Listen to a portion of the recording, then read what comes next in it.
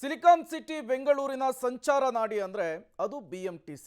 ಈ BMTC killer BMTC ಆಗಿ ಬದಲಾಗ್ತಾ ಇದೆಯಾ ಅನ್ನುವಂತಹ ಪ್ರಶ್ನೆ. ಕಾರಣ BMTC ಬಸ್ಗೆ ಬಲಿಯಾಗುವಂತಹ ಪ್ರಕರಣಗಳು ನಿಲ್ತಾ ಇಲ್ಲ. ಮತ್ತೊಂದು ಬಲಿಯಾಗಿದೆ BMTCಗೆ ಬೆಂಗಳೂರಿನಲ್ಲಿ. BMTC ಬಸ್ ಡಿಕ್ಕಿಯಾಗಿ 22 ವರ್ಷದ ವಿದ್ಯಾರ್ಥಿನಿ ಸಾವನ್ನಪ್ಪಿರುವಂತಹ ಘಟನೆ ನಡೆದಿದೆ. ಸ್ಕೂಟರ್ ಮೇಲೆ ಕಾಲೇಜಿಗೆ ಹೋಗ್ತಾ ಇದ್ರು ಕುಸುಮಿತಾ ಎಂಬ ವಿದ್ಯಾರ್ಥಿನಿ. ಚಾಲಕನ ರ್ಯಾಶ್ ಡ್ರೈವಿಂಗ್ನಿಂದ ಅಪಘಾತ ಅಂತೇಳಿ ಆರೋಪ ಕೇಳಿ ಬರ್ತಾ ಇರುವಂಥದ್ದು. ಮಲ್ಲೇಶ್ವರಂ ಟ್ರಾಫಿಕ್ ಪೊಲೀಸ್ ಠಾಣೆಯಲ್ಲಿ ಕುರಿತಂತೆ ಪ್ರಕರಣ ದಾಖಲಾಗಿದೆ. ಈ ಮೂಲಕ ಕಿಲ್ಲರ್ BMTC ಅನ್ನುವಂತಹ ಹಣೆಪಟ್ಟಿ ಏನಿದೆ, ಅಪಖ್ಯಾತಿ ಏನಿದೆ, ಅದು ಮುಂದುವರೆದಿರುವಂಥದ್ದು. ನೀವು ಕೂಡ ವಿಜುವಲ್ಸನ್ನು ಗಮನಿಸ್ತಾ ಇದ್ದೀರಿ. ಇದೇ ಬಸ್ಸೇ ವಿದ್ಯಾರ್ಥಿನಿಗೆ ಡಿಕ್ಕಿ ಹೊಡೆದಿರುವಂಥದ್ದು. ಮತ್ತೊಂದು ಕಡೆ ವಿದ್ಯಾರ್ಥಿನಿಯ ಕುಟುಂಬಸ್ಥರ ಆಕ್ರಂದನವನ್ನು ಕೂಡ ನೀವು ಗಮನಿಸ್ತಾ ಇರುವಂಥದ್ದು.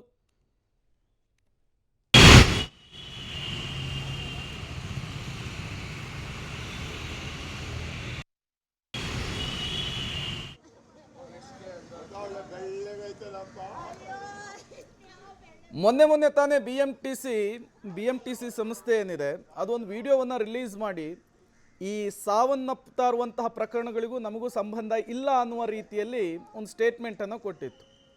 ಅದಾಗಿ ಒಂದು ವಾರ ಆಗಿಲ್ಲ, ಅಷ್ಟೇ ಮತ್ತೊಂದು ಬಲಿಯಾಗಿರುವಂತಹದ್ದು BMTC ಬಸ್ಗೆ. ಅದು ಕೂಡ 22 ವರ್ಷದ ವಿದ್ಯಾರ್ಥಿನಿ. ಸ್ಕೂಟರ್ ಮೇಲೆ ಕಾಲೇಜಿಗೆ ಹೋಗ್ತಾ ಇದ್ದಂತಹ ಸಂದರ್ಭದಲ್ಲಿ ರ್ಯಾಶ್ ಡ್ರೈವ್ ಮಾಡ್ಕೊಂಡು ಬಂದಂತಹ ಡ್ರೈವರ್ ವಿದ್ಯಾರ್ಥಿನಿಯ ಸ್ಕೂಟಿಗೆ ಡಿಕ್ಕಿ ಹೊಡೆದಿರುವಂತಹದ್ದು. ಸ್ಥಳದಲ್ಲಿಯೇ ವಿದ್ಯಾರ್ಥಿನಿ ಸಾವನ್ನಪ್ಪಿರುವಂತಹದ್ದು. ವಿದ್ಯಾರ್ಥಿನಿಯ ಪೋಷಕರ ಆಕ್ರಂದನ ಮುಗಿಲು ಮುಟ್ಟಿದೆ. ನಮ್ಮ ಮಗಳ ಸಾವಿಗೆ ನ್ಯಾಯ ಬೇಕು ಅಂತೇಳಿ ಕೇಳ್ತಾ ಇದ್ದಾರೆ. ಬೇರೆ ಆಪ್ಷನ್ಸ್ ಇಲ್ಲ ಸರ್. ಎಷ್ಟೊಂದು ಟ್ರಾವೆಲ್ ಮಾಡೋದು, ಮೆಟ್ರೋಲ್ಲಿ ಓಡೋದಕ್ಕೆ ಎಲ್ಲೂ ಎಷ್ಟು ದೂರ ಇರುತ್ತೆ ಕಾಲೇಜ್ಗಳು. ಅವ್ರು ಕಾಲೇಜಿಗೆ ಹೋಗಿ ಕಡೆ ಎಲ್ಲ ಮನೆಗಳು ಮಾಡೋಕ್ಕಾಗಲ್ಲ. ನಾವು ಎಲ್ಲ ಪ್ರಯಾಣ ಮಾಡಲೇಬೇಕಾಗುತ್ತೆ. ರೋಡಲ್ಲಿ ಹೋಗ್ಬೇಕಾದ್ರೆ BMTC ಬಸ್ನವ್ರು ಒಂದು ಸ್ವಲ್ಪ ನೋಡಿಕೊಂಡು ಅಕ್ಕಪಕ್ಕ ಮಕ್ಳು ಓಡಾಡ್ತಿರೋದು ಪೀಕ್ ಅವರ್ಸಲ್ಲಿ ನೋಡ್ಕೊಂಡು ಮಾಡಬೇಕು. ಈಗ ಪ್ರಾಣ ತೆಗೆದ್ಬಿಟ್ರೆ ಯಾರು ಸರ್ ವಾಪಸ್ ಕೊಡ್ಸೋಕ್ಕಾಗುತ್ತೆ ನಿಮ್ಮ ಮಗಳನ್ನು? ಬೆಳಗ್ಗೆ ಎಷ್ಟೊತ್ತಿಗೆ ಮನೆ ಬಿಟ್ಟರು, ಮತ್ತು ಎಷ್ಟೊತ್ತಿಗೆ ನಿಮ್ಗೆ ವಿಚಾರ ಗೊತ್ತಾಯ್ತು? ನಮ್ಗೆ 8 ಗಂಟೆಗೆ ಮನೆ ಬಿಟ್ಟಿದ್ದಾಳೆ ಸರ್. ನಮಗೆ ಅವ್ರು ಹೋಗಿ ಆಗಿ ಎಷ್ಟೊತ್ತಾದ್ಮೇಲೆ ಯಾರೂ ರೆಸ್ಪಾಂಡ್ ಮಾಡಿಲ್ಲ ಅಂತ ಹೇಳ್ತಿದ್ದಾರೆ. ನನಗೆ ಗೊತ್ತಿಲ್ಲ. ಅದೇ ಎಷ್ಟೋ ಜನ ನಿಂತ್ಕೊಂಡು ನೋಡ್ತಿದ್ದಾರೆ ಅಷ್ಟೇ, ಯಾರು ರೆಸ್ಪಾಂಡ್ ಮಾಡಿಲ್ಲ ಅಂತ ಹೇಳ್ತಿದ್ದಾರೆ. ಬಟ್ ನಮ್ಗೆ ಅರ್ಧ ಗಂಟೆ ಆದಮೇಲೆ ಬಂದಿದೆ. ಅದು ಎಲ್ಲ ಪ್ರಾಣ ಹೋದ್ಮೇಲೆ ನಮ್ಗೆ ಮೆಸೇಜ್ ಬಂದಿದೆ. ತಿರ್ಗಿ ನಾವು ಅಲ್ಲಿಂದ ಹೋಗಿ ರೀಚ್ ಆಗೋಷ್ಟು ನಮ್ಗೆ ಏನು ಅವಕಾಶನೇ ಕೊಟ್ಟಿಲ್ಲ, ಏನು ರೆಸ್ಪಾಂಡ್ ಮಗಳು ಉಳಿಸ್ಕೊಳೋದಕ್ಕೆ ನಮಗೆ. ಬಟ್ BMTC ಬಸ್ ತುಂಬ ಅನ್ಯಾಯ ಮಾಡ್ತಾರೆ ಸರ್. ಇದರಲ್ಲಿ ಇದೆಲ್ಲ ಯಾವ ಥರ ಸರಿಪಡಿಸೋದು ಏನು ಅಂತಲೇ ಗೊತ್ತಾಗ್ತಿಲ್ಲ ಇದು. ಬಟ್ ಈಗಿನ ಪರಿಸ್ಥಿತಿ ನಾನು ಏನು ಮಾತಾಡೋಕ್ಕಾಗ್ತಿಲ್ಲ. ದಯವಿಟ್ಟು ನಂಗೆ ಕ್ಷಮಿಸ್ಬಿಡಿ. ನನ್ನ ಮಗಳು ತುಂಬ ಇಂಪಾರ್ಟೆಂಟು. Last my life. ನಾವು ಇದ್ದಿದ್ದೇ ಮಗಳಿಗೋಸ್ಕರ. ಮಗಳು ಬಿಟ್ಟರೆ ಇನ್ನೇನು ಮಾಡೋಕ್ಕಲ್ಲ. ನಾವು ಎಷ್ಟು ಜನ ಮಕ್ಕಳು? ಇವ್ರು ಎಷ್ಟು? ಒಬ್ಬಳೇ ಮಗಳು ನನಗೆ, ಇನ್ನೊಬ್ಬ ಮಗ ಇದ್ದಾನೆ ಅಷ್ಟೇ. ಇವರೇ ದೊಡ್ಡ ಮಗಳು ನನಗೆ. ಅವ್ರ ತಾತಂದಿರಲ್ಲ ಹೆಂಗಿರ್ತಾರೆ ಏನು ಗೊತ್ತಿಲ್ಲ ಸರ್.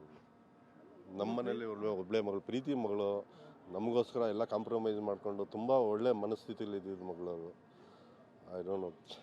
ದಯವಿಟ್ಟು ನಾನು ಯಾರಾದರೂ ನನ್ನ ಮಗಳನ್ನ ವಾಪಸ್ ಕೊಡೋಕ್ಕಾದ್ರೆ ದಯವಿಟ್ಟು ನಾನು ಅವ್ರಿಗೆ ನನ್ನ ಪ್ರಾಣ ಕೊಟ್ಬಿಡ್ತೀನಿ ಬೇಕಾದ್ರೆ ಅವ್ರಿಗೋಸ್ಕರ. ಅಷ್ಟೇ ಹೇಳೋಕ್ಕಾಗ ಸರ್. ಇದೇನು ನಿಮ್ಮ ಹೇಳೋಕ್ಕಾಗ.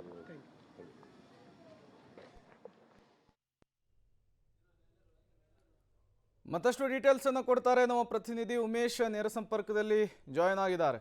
ಉಮೇಶ್, ಈ ಕಿಲ್ಲರ್ BMTCಗೆ ಇನ್ನೂ ಎಷ್ಟು ಬಲಿಯಾಗಬೇಕು ಅಂತ ಹೇಳಿ ಮೊನ್ನೆ ತಾನೇ BMTCಯ ಸಂಸ್ಥೆ ಈ ಅಪಘಾತಗಳಿಗೂ BMTC ಬಸ್ಗೆ ಬಲಿಯಾಗ್ತಾ ಇರುವಂತಹ ಪ್ರಕರಣಕ್ಕೂ ನಮಗೂ ಸಂಬಂಧ ಇಲ್ಲ ಅನ್ನುವಂತಹ ರೀತಿಯಲ್ಲಿ ಒಂದಿಷ್ಟು ವಿಡಿಯೋವನ್ನು ರಿಲೀಸ್ ಮಾಡಿತ್ತು. ಆ ಘಟನೆ, ಆ ವಿಡಿಯೋ ರಿಲೀಸ್ ಆಗಿ ಇನ್ನೂ 15 ದಿನ ಆಗಿಲ್ಲ, ಈಗ ಮತ್ತೊಂದು ಬಲಿಯಾಗಿರುವಂಥದ್ದು. ಡೀಟೇಲ್ಸ್ ಏನು ಕೊಡ್ತೀರಿ ಅಂತ? ಪ್ರೇಮ್, BMTC ಅದೊಂದು ವಿಡಿಯೋ ಕ್ಲಿಯರ್ ಮಾಡಿ ನಮ್ಮದು ಏನು ತಪ್ಪಿಲ್ಲ ಅಂತ ಬಿಂಬಿಸ್ಕೊಳ್ಳುವಂಥ ಪ್ರಯತ್ನ ಮಾಡುತ್ತೆ. ಆದರೆ ಸ್ಥಳ ಪರಿಶೀಲನೆ ಮಾಡಿದಂಥ ವೇಳೆಯಲ್ಲಿ ನಿಜಕ್ಕೂ BMTCದೆ ತಪ್ಪು ಅನ್ನೋದು ಸ್ಪಷ್ಟವಾಗಿ ಕಾಣ್ತಾ ಇರುವಂಥದ್ದು. ಇವತ್ತು ಕೂಡ ಮಲ್ಲೇಶ್ವರಂನಲ್ಲಿರುವಂಥ ಏನು ಹರಿಶ್ಚಂದ್ರ ಘಾಟ್ ಏನಿದೆ ಆ ಭಾಗದಲ್ಲಿ ಬೈಕಲ್ಲಿ ಕಾಲೇಜ್ಗೆ ಹೋಗ್ತಿದ್ದಂಥ ಇಂಜಿನಿಯರಿಂಗ್ ವಿದ್ಯಾರ್ಥಿ ಏನಿದ್ಲು, ಆ ವಿದ್ಯಾರ್ಥಿಗೆ ಹಿಂಬದಿಯಿಂದಲೇ BMTC ಮೊದಲು ಡಿಕ್ಕಿ ಹೊಡೆಯುತ್ತೆ. ಡಿಕ್ಕಿ ಹೊಡೆದು ಸುಮಾರು 10-15 ಮೀಟರ್ಗಳಷ್ಟು ಆಕೆಯನ್ನು ಹಂಗೆ ಉಜ್ಕೊಂಡು ಹೋಗುತ್ತೆ. ಆ ಪರಿಣಾಮವಾಗಿ ಆಕೆ ಇಂಜಿನಿಯರಿಂಗ್ ವಿದ್ಯಾರ್ಥಿ ಏನಿದ್ಲು ಸ್ಥಳದಲ್ಲೇ ಸಾವನ್ನಪ್ಪಿರುವಂಥದ್ದು.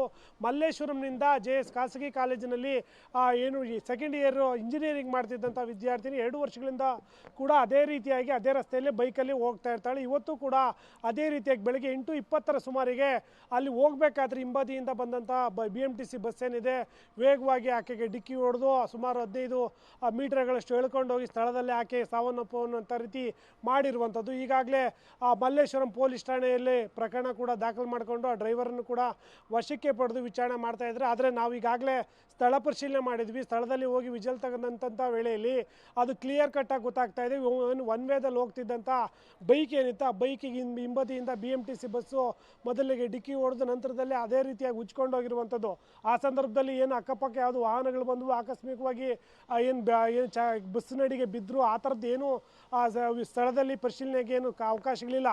ಆದರೂ ಕೂಡ ಆ ವಿದ್ಯಾರ್ಥಿನಿ ಹೋಗ್ತಾ ಇದ್ದಂಥ ವಿದ್ಯಾರ್ಥಿನಿಗೆ ಈ ರೀತಿ ಡಿಕ್ಕಿ ಹೊಡೆದು ಇವತ್ತು ಏನು ಇಂಜಿನಿಯರಿಂಗ್ ವಿದ್ಯಾರ್ಥಿನಿ ಸ್ಥಳದಲ್ಲೇ ಸಾವನ್ನಪ್ಪಿರುವಂಥದ್ದು. ಮತ್ತು ಅವರು ಮಲ್ಲೇಶ್ವರಂ ವಾಸಿಯಾಗಿರೋದ್ರಿಂದ ಅವರು ಅಲ್ಲಿಂದ ಮೆಟ್ರೋ ಸ್ವಲ್ಪ ದೂರ ಆಗುತ್ತೆ ಅನ್ನೋ ಕಾರಣಕ್ಕೆ ಬೈಕಲ್ಲಿ ಕಳಿಸ್ತಾ ಇದ್ದೆ, ನನ್ನ ಮಗಳು ನನಗೀಗ ವಾಪಸ್ ಬೇಕು ಅಂತ ಕೂಡ ಆ ಕುಟುಂಬಸ್ಥರು ಇವಾಗ ಆಕ್ರಂದನ ವ್ಯಕ್ತಪಡಿಸ್ತಾ ಇರುವಂಥದ್ದು. ಈಗಾಗಲೇ ಮಲ್ಲೇಶ್ವರಂ ಏನು ಮರಣೋತ್ತರ ಪರೀಕ್ಷೆಗಾಗಿ ಮಲ್ಲೇಶ್ವರಂಗೆ ಮೃತದೇಹವನ್ನು ಕೂಡ ತಂದಿರುವಂಥದ್ದು. ಪೊಲೀಸರು ಕೂಡ ಆ ಸ್ಥಳಕ್ಕೆ ಬಂದು ಘಟನೆ ಬಗ್ಗೆ ಸ್ಥಳ ಪರಿಶೀಲನೆ ಕೂಡ ಮಾಡಿ ಈಗಾಗಲೇ ಡ್ರೈವರನ್ನು ವಶಕ್ಕೆ ಪಡ್ಕೊಂಡಿರುವಂಥದ್ದು. ಈ ದೃಶ್ಯ ನೋಡಿದ್ರೆ BMTC ಮತ್ತೆ ಅದು ಯಾವ ರೀತಿಯಾಗಿ ಇದನ್ನು ಸಮರ್ಥನೆ ಮಾಡ್ಕೋತಾರೆ ಅನ್ನೋದು ಸದ್ಯಕ್ಕಿರುವಂಥ ಪ್ರಶ್ನೆ. ಪ್ರೇಮ್. ಉಮೇಶ್, ಪ್ರತಿ ಸಾರಿ ಈ ರೀತಿಯ ಅಪಘಾತಗಳಾದಂತಹ ಸಂದರ್ಭದಲ್ಲಿ, ಈ ರೀತಿ ಸಾವನ್ನಪ್ಪಿದಂತಹ ಸಂದರ್ಭದಲ್ಲಿ ಪೊಲೀಸರು ಸ್ಥಳ ಮಹಜರನ್ನು ಮಾಡ್ತಾರೆ, ಡ್ರೈವರನ್ನು ವಶಕ್ಕೆ ಪಡೆದುಕೊಳ್ಳುವಂತಹ ಕೆಲಸವನ್ನು ಮಾಡ್ತಾರೆ. ಆದರೂ ಕೂಡ ಈ ರೀತಿಯ ಪ್ರಕರಣಗಳಿಗೆ ಲಗಾಮ್ ಹಾಕುವಂತಹ ಕೆಲಸ ಯಾಕೆ ಆಗ್ತಾ ಇಲ್ಲ ಅಂಥೇಳಿ? ಖಂಡಿತವಾಗ್ಲೂ. ಯಾಕೆಂತಂದರೆ ಈ ರೀತಿಯಾಗಿ ಸಾಮಾನ್ಯವಾಗಿ ಕಾನೂನು ನಿಯಮ ಉಲ್ಲಂಘನೆ ಏನಿದೆ ಇದು ಸಾರ್ವಜನಿಕರಿಗೆ ಮಾತ್ರ ಅನ್ವಯ ಆಗುವಂಥದ್ದು. BMTC ಅವರಿಗೆ ಅನ್ವಯ ಆಗಲ್ವಾ ಅನ್ನೋ ಪ್ರಶ್ನೆ ಎದುರಾಗುವಂಥದ್ದು. ಯಾಕೆಂದರೆ ಅವರು ನಾವು ಕೂಡ ಎಲ್ಲ ಕಡೆ ನೋಡ್ತಾ ಇರ್ತೀವಿ, ಸಿಗ್ನಲ್ ಜಂಪ್ ಮಾಡ್ತಾರೆ ಅಥವಾ ಅಡ್ಡದಿಡ್ಡಿಯಾಗಿ ರ್ಯಾಶ್ ಡ್ರೈವಿಂಗ್ ಮಾಡ್ತಾರೆ. ಆದರೂ ಕೂಡ ಅಲ್ಲಿ ನಿಂತಹ ಟ್ರಾಫಿಕ್ ಪೊಲೀಸರು ನೋಡಿ ಸುಮ್ಮನೆ ಇರ್ತಾರೆ. ಯಾಕೆಂದರೆ ಅದು ಕೂಡ ಸಾರ್ವಜನಿಕ ಸಾರಿಗೆ ಅನ್ನೋ ಕಾರಣಕ್ಕೆ ಅವರಿಗೆ ಒಂದು ರೀತಿಯಲ್ಲಿ ವಿನಾಯಿತಿ ಕೊಡ್ತಾರೆ. ಇದೇ ವಿನಾಯಿತಿ ಅವರಿಗೆಲ್ಲ ಒಂದು ಕಡೆ ಅಡ್ವಾಂಟೇಜ್ ಆಗಿ ಪರಿಣಮಿಸ್ತಾ ಅನ್ನೋ ಪ್ರಶ್ನೆ ಕೂಡ ಎದುರಾಗುವಂಥದ್ದು. ಅದೇ ಕಾರಣಕ್ಕೆ ಇವರು ಅಡ್ಡದಿಡ್ಡಿಯಾಗಿ ವೇಗವಾಗಿ ಓಡಿಸುವಂಥದ್ದು, ಈ ರೀತಿಯಾಗಿ ತಮ್ಮಿಂದ ತಪ್ಪಾದಂಥ ವೇಳೆಯಲ್ಲಿ ಎಲ್ಲೂ ಕೂಡ ಅದನ್ನು ವಿಜಲ್ಲು ಆಚೆ ಬಿಡೋದಿಲ್ಲ. ಏನೋ ಆಕಸ್ಮಿಕವಾಗಿ ಚಕ್ರದ ಕೆಳಗಡೆ ಬಿದ್ದಂಥ ಒಂದು ವಿಜಲ್ನ ತೆಗೆದುಕೊಂಡು ನಮ್ಮದೇನು ತಪ್ಪಿಲ್ಲ, ಇತ್ತೀಚೆಗೆ ಬೈಕ್ಲೋರೇ ಬಂದು ನಮಗೆ ಡಿಕ್ಕಿ ಹೊಡಿತಾರೆ, ಆಕಸ್ಮಿಕವಾಗಿ ಬಂದು ನಮಗೆ ನಮ್ಮ ಬಸ್ಸಿನ ಕೆಳಗೆ ಬಿದ್ದು ನಮಗೆ ಕೆಟ್ಟ ಹೆಸರು ತರ್ತಾ ಇದ್ದಾರೆ ಅನ್ನೋ ನಿಟ್ಟಿನಲ್ಲಿ ಅವರು ಒಂದು ವಿಡಿಯೋನ ರಿಲೀಸ್ ಮಾಡ್ಕೊಂಡಿದ್ರು. ಆದರೆ ಬೇರೆ ವಿಜಲ್ಸ್ ಎಲ್ಲ ನೋಡ್ತಾ ಹೋದರೆ ಇವತ್ತಿನ ಘಟನೆ ನೋಡೋದಾದರೆ ಈ ರೀತಿಯಾಗಿ ನೇರವಾಗಿ ಇವ್ರದೇ ತಪ್ಪಿದ್ರು ಕೂಡ ತಪ್ಪಿದ್ದಂಥ ಸಂದರ್ಭದಲ್ಲಿ ಯಾವುದೂ ಕೂಡ ವಿಡಿಯೋ ರಿಲೀಸ್ ಮಾಡೋದಿಲ್ಲ, ಮತ್ತೆ ಎಲ್ಲೂ ಕೂಡ ಪತ್ರಿಕೆ ಹೇಳಿಕೆ ಕೂಡ ಬಿಡುಗಡೆ ಮಾಡೋದಿಲ್ಲ.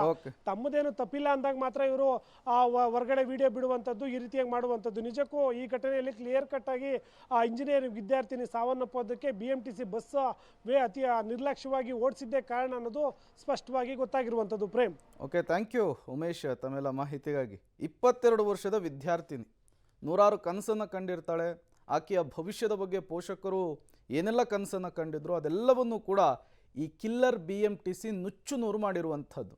ಈಗ ಮೃತ ವಿದ್ಯಾರ್ಥಿನಿಯ ತಂದೆ ಮಾತನಾಡ್ತಾ ಇದ್ದಂತಹ ಸಂದರ್ಭದಲ್ಲಿ ಹೇಳ್ತಾ ಇದ್ರು, ನಾವು ಈಗ ಯಾರನ್ನು ದೂಷಿಸೋಣ, ನನ್ನ ಮಗಳನ್ನು ವಾಪಸ್ ತಂದು ಕೊಡೋದಕ್ಕಾಗುತ್ತಾ ಅಂಥೇಳಿ ಪ್ರಶ್ನೆಯನ್ನು ಮಾಡ್ತಾ ಇದ್ರು.